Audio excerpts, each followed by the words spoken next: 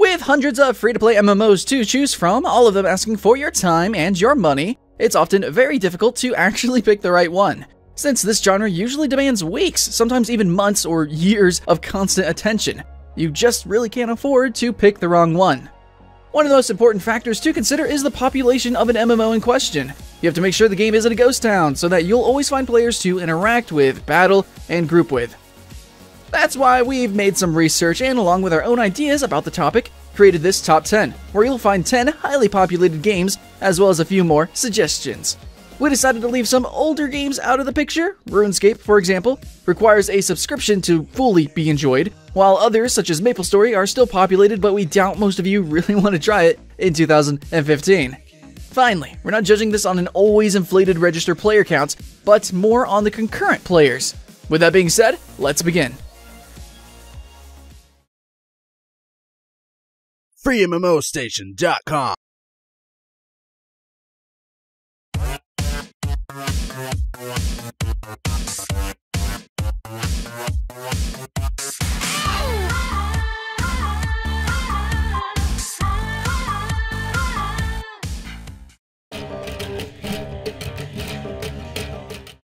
Yeah, there's no hiding the fact that ArcheAge had one of the worst launches ever seen in MMO history. It was almost enough to actually kill the game entirely, but during the next few months, things have slowly but surely been improving, and ArcheAge ultimately got a little bit closer to the sandbox MMORPG it was expected to be.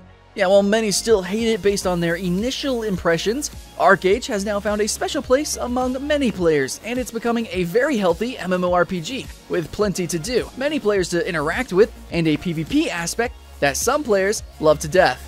This is a good place to start if you like your MMOs deep and sometimes visually stunning, but make sure that you can endure some bugs and have patience with maybe some other issues that might be present.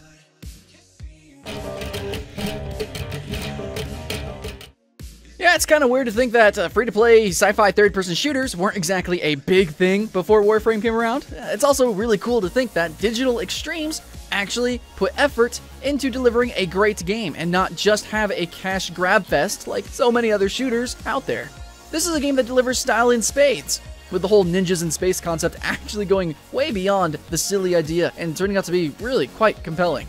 With plenty of content, regular updates, and top-notch quality overall, even if a bit grindy, Warframe managed to attract a large player base in very little time. So if you're looking for a co-op shooter, this is your surefire bet.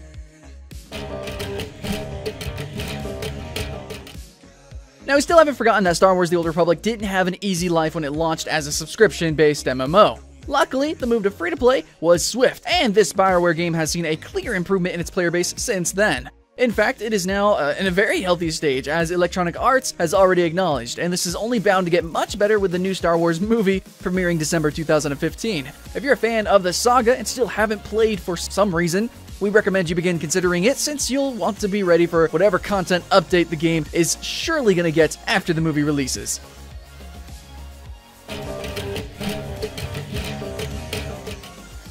TERA is one of the biggest action MMORPGs out there, and the support that it's been getting, especially during 2015, is kind of a guarantee that there's always going to be something to see or do.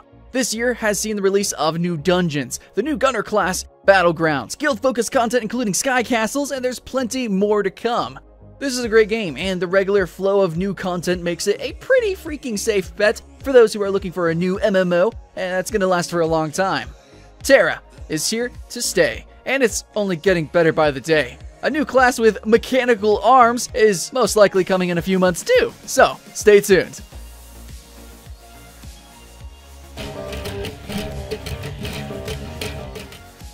Team Fortress 2 isn't a spring chicken anymore, guys, but we decided to include it here because it's constantly one of the most played free-to-play games on Steam, and it's still a great choice for any new player interested in a fun, addictive shooter. This one is still so good and so current that Blizzard is now trying to take a piece of that cake with the somewhat similar Overwatch, which we have to admit is looking quite good and also chock full of style. We doubt it'll have so many players as Team Fortress 2, maybe, or now that we think about it, as many hats.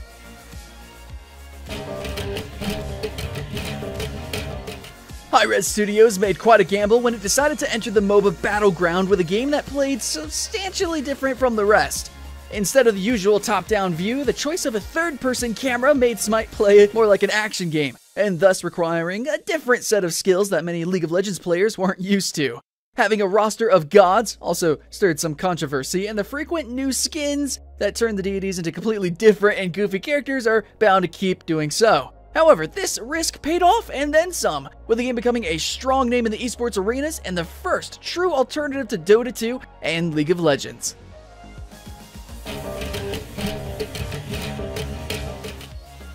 When Blizzard announced HearthStone, Heroes of Warcraft, the entire world laughed and scorned. Now, not many months later, most of those are already addicted to it. This is an online card game that was released to show other card games just exactly how it's done.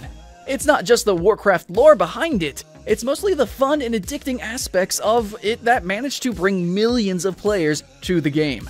Hearthstone is so big right now, and it's growing at such a scary pace that Blizzard is almost surely gonna bet on other small-scale projects in the future. It is already inspiring other big studios to do the exact same, such as Bethesda with its upcoming card game, The Elder Scrolls Legends. If this works, it shouldn't be long before we get a Fallout card game. Now that we think about it, a Fallout card game would be kind of awesome.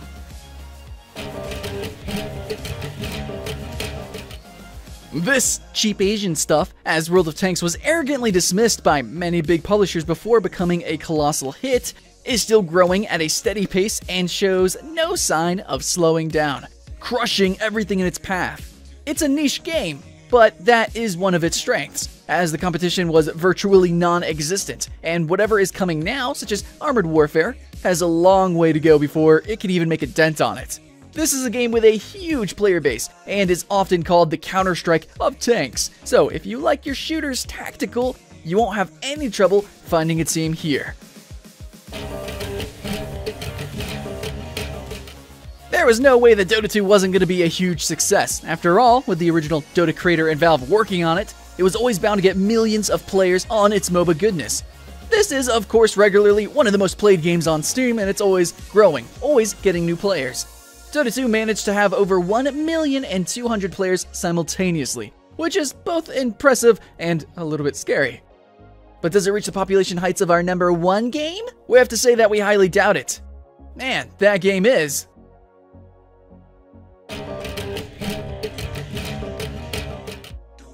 If there's a game out there that everyone and their moms is playing, or at least tried to do so, that game is League of Legends. There's really no escaping the juggernaut that Riot Games has created. It's everywhere, and it has defined what a MOBA should look like and play like. Taking its lessons from the few that came before, yes, the community in this is huge, and if you're actually not playing it, you probably know a friend or two that is hooked on it. One word of warning though, this is far from the easiest game to join. So, you'd better grow yourself a really thick skin and brush up on your MOBA glossary and tactics before you try your luck here. So that was it, that was our top 10 most populated free online games, and we know guys, we had to leave out a few titles, but here's a few more suggestions. Heroes of the Storm, Blizzard's new MOBA, is actually getting a lot of players, so you could also check that game out. Path of Exile, the brilliant free-to-play Diablo alternative, is also sporting a very, very healthy population. 11 million players overall at this time, yeah. So finally, we have War Thunder as well, is getting a huge amount of attention from many aerial combat enthusiasts as well as tank warfare fans. But those are our picks, guys. Please let us know in the comments which games you're playing happen to feature a really huge, ginormous, amazingly big player base. Still not sick and tired of all the MOBAs yet? Good for you, because the developers of Heroes of New Earth has just announced another one, Strike. This is another free-to-play MOBA, and the studio expects the two games to compete between